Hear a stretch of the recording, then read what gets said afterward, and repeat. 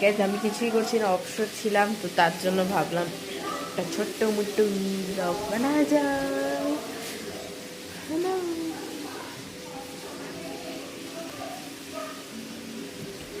আমরা অনেক মানে খিচুড়ি তো আমরা ঠান্ডার দিনে খুব এই দেখো গাইজ, আমি রাতে ভিডিওটা করছি মানে ব্লগটা করছি, কারণ রাতে সময়টা পেলাম গাইজ। তো এটা একটা ছোট্ট একটা মিনি ব্লগ। এটাতে গাইজ আমরা মা এখন করছে এই মা এখানে খিচুড়ি করছে।